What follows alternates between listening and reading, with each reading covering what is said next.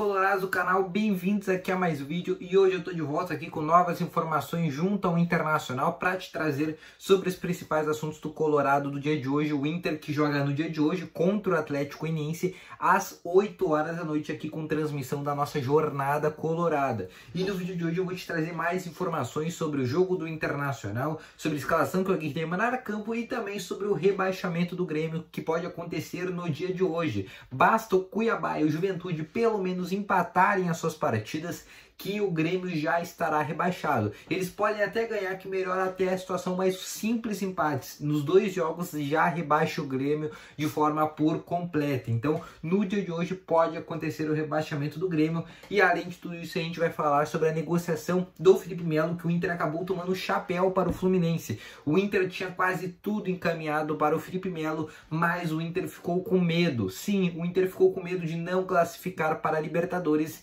e acabou desistindo do Felipe Melo. E isso aí foi culpa de quem? Foi culpa do Paulo Brax? Foi culpa do Papaléu? Foi culpa do Barcelos? É isso que a gente vai falar no vídeo de hoje, exatamente sobre o que aconteceu dessa negociação do Felipe Melo que acabou não dando certo. Então, antes de a gente começar esse vídeo, eu peço primeiramente para tu deixar o teu gostei, que ajuda muito esse vídeo a chegar a cada vez mais pessoas, te inscrever nesse canal, que aqui também é bastante importante, e ativar o sininho de notificações, já que são 2 vídeos por dia, um vídeo às 11h45 da manhã e outro vídeo às 5 horas da tarde, tá bom? Então agora, sem mais delongas, vamos começar esse vídeo então falando exatamente sobre o time que o Inter deve mandar a campo, porque mesmo não sendo muito falado esse jogo do Internacional contra o Atlético Goianiense, é um jogo que o Inter precisa vencer certamente. Por quê? Porque se o Inter ganhar hoje, o Inter chega a 51 pontos. Primeiramente, teoricamente, o América Mineiro e o Ceará jogaram no dia de ontem e o Internacional pode ir para a última rodada com o Red Bull Bragantino, até com algumas chances de poder ir para a fase de grupos. De como o Fluminense perdeu também para o Bahia no dia de ontem pelo placar de 2-0,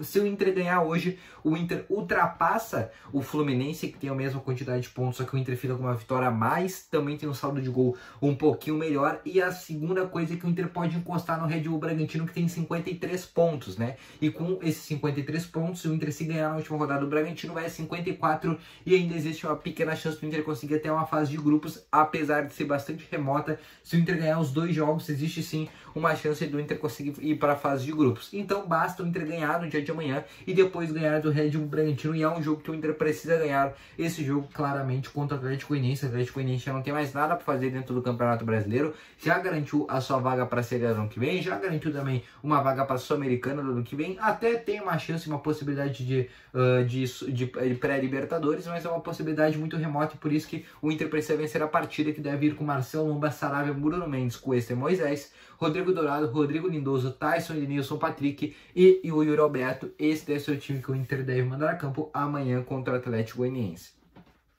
Outra coisa que a gente tem para falar é exatamente sobre o rebaixamento do Grêmio, que aconteceu no dia de ontem, quando o Corinthians empatou com o Renato Augusto por 1-1. Poderia ter vencido a partida ali nos últimos minutos finais, se não fosse o Luan ter feito aquela pichotada, né? O Corinthians até poderia ter vencido a partida pelo placar de 2-1. Mas o que fica agora é que o Grêmio tem 40 pontos contra outros demais adversários, tem 43. Todos os adversários do Grêmio têm 3 pontos a mais, só que como o Grêmio é o time com maior número de vitórias, existe uma grande possibilidade do Grêmio conseguir escapar caso todos os times percam e o Grêmio ganha. Essa seria a única possibilidade para o Grêmio não cair. O que precisa para o Grêmio cair no dia de hoje? O Cuiabá, que enfrenta o Fortaleza dentro da sua casa, e além disso tudo, o próprio Juventude, que joga contra o São Paulo no estádio Morumbi. Se esses dois clubes empatarem as suas partidas, deu. O Grêmio está rebaixado e acabou para o Grêmio. E caso ocorra, por exemplo, se só o Juventude empatar, ou daqui a pouco o Juventude ganhar, o Cuiabá perder essa partida, ou se até se os dois perderem essas partidas, que pode acontecer,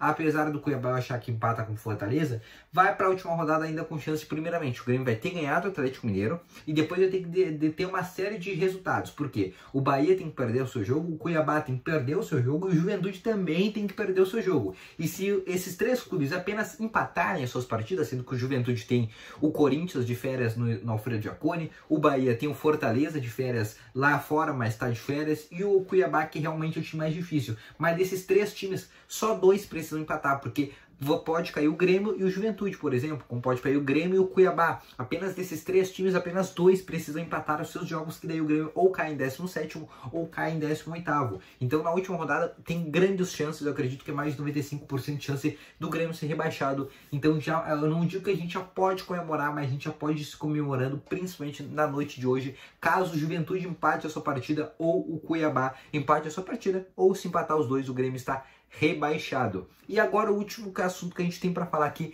é sobre o Felipe Melo, né? Que o Inter já tinha trazido informações que o Inter já tinha feito uma proposta oficial, que era 2 anos de contrato, mais 600 mil mensais por mês. E esse foi exatamente o mesmo contrato que o Fluminense ofereceu para o Felipe Melo. Ele vai ser o jogador mais bem pago dentro do time carioca. Ele é o jogador e vai ser o jogador do Fluminense mais bem pago. Aí não dá pra gente dizer que tá cravado esse negócio, porque o Fluminense ainda não assinou com o jogador, mas tem tudo para assinar até ao final dessa semana. Caso o Inter ainda tente entrar nesse negócio, até existe uma possibilidade, mas o que tudo indica, ele deve fechar com o Fluminense, pelo menos essa é a tendência no momento que eu estou gravando esse vídeo. E por que o Inter perdeu esse negócio? O Inter ficou com medo de não classificar para a Libertadores, e se não classifica para a Libertadores, o orçamento cai, e o Inter, se ir para a Sul-Americana, você já pode esperar, isso é uma informação, se o Inter ir para a Sul-Americana, o Inter vai fazer um time mais humilde. Por quê? Porque o Inter não vai ter dinheiro para investir. Se o Inter ir para a Copa Libertadores, o Inter vai ter um dinheiro maior para conseguir investir. Então, caso o Inter vá para a Sul-Americana, já esperem que o Inter não deve fazer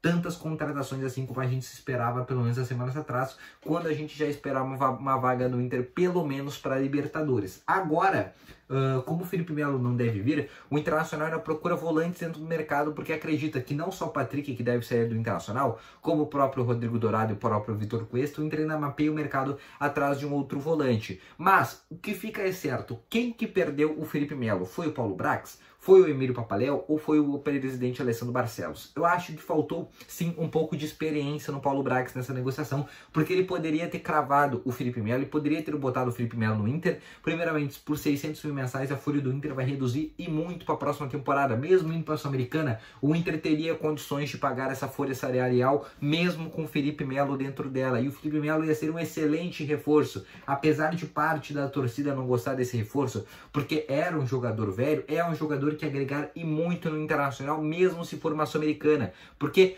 o Inter não precisaria focar na Sul-Americana. O Inter pode focar com o Felipe Melo no Campeonato Brasileiro ou propriamente na Copa do Brasil, que dá 72 milhões de reais para quem é campeão, e o Inter poderia ter feito isso. Só que o Inter acabou perdendo esse negócio, principalmente por causa do seu executivo, que acabou falhando nesse negócio, e mais uma vez ele falha. E aí eu quero fazer uma pergunta para ti: você acha que realmente o Paulo Brax já tem que ser demitido? Eu quero a tua pergunta e também a tua opinião aí nos comentários, que eu vou estar lendo todos os comentários. Então eu vou ficando com esse vídeo por aqui. Eu espero que tenha gostado. Deixa o teu gostei, te inscreva no canal e ative o sininho de notificações. De tarde eu tô de volta com novas informações e também com pré-jogo de Internacional e Atlético Goianiense. Então um grande abraço, valeu, falou e fui!